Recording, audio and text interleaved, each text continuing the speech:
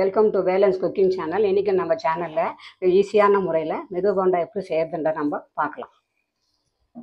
இந்த மெது போண்டா செய்யறதுக்கு நான் ஒரு கப்பு கடல மாவு சேர்த்துக்கிறேன். ஒரு சின்ன துண்டு இஞ்சியை குட்டி குட்டியாக கட் பண்ணி வச்சுக்கிறேன், அதை சேர்த்துக்கிறேன். ஒரு மீடியம் சைஸ் வெங்காயத்தை சின்ன சின்னதாக கட் பண்ணி வச்சுக்கிறேன், அதை சேர்த்துக்கிறேன். 2 பச்சை மிளகாய் குட்டி குட்டியாக கட் பண்ணி வச்சுக்கிறேன், அதை சேர்த்துக்கிறேன். கொஞ்சோண்டு கருவேப்பிலை கொத்தமல்லி சேர்த்துக்கிறேன். ஒரு சின்ன சிட்டிகை பேக்கிங் சோடா சேர்த்துக்கிறேன். இது எல்லாத்தையும் சேர்த்து நல்லா கலந்து விட்டுக்கோங்க.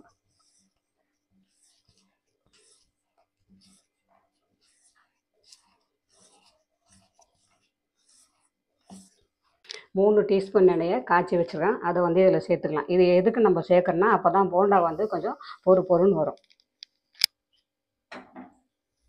இப்போ எண்ணெய் சேர்த்துட்டு ஒரு வாட்டி நல்லா இதை கலந்து விட்டுக்கோங்க. கொஞ்சம் கொஞ்சமாக தண்ணி தெளித்து நல்லா இதை சாஃப்டாக பிசைஞ்சு விட்டுக்கோங்க.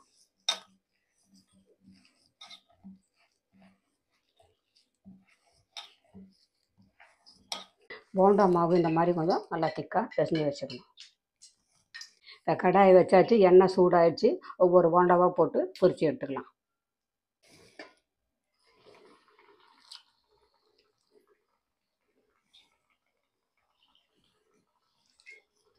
இந்த போண்டாவை மீடியம் ஃப்ளேம்லேயே வச்சு போடுங்க, அப்போ தான் போண்டா நல்லா வெந்து வரும் நமக்கு. இப்போ நம்ம போண்டாவை திருப்பி போட்டுக்கலாம்.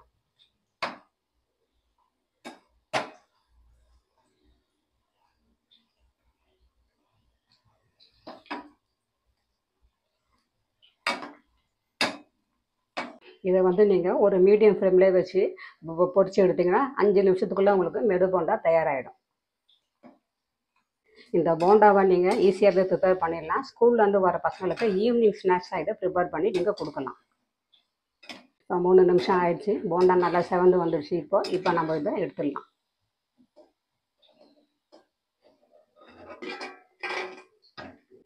அவ்வளோதான், ரொம்ப ஈஸியான முறையில் நம்ம மெது போண்டா செஞ்சிட்டோம். இந்த ரெசிபியை நீங்களும் உங்கள் வீட்டில் ட்ரை பண்ணி பாருங்கள். இந்த வீடியோ பிடிச்சிருந்தா லைக் பண்ணுங்கள், ஷேர் பண்ணுங்கள், மறக்காமல் சப்ஸ்கிரைப் பண்ணுங்கள். தேங்க்யூ ஃபார் வாட்சிங் த வீடியோ.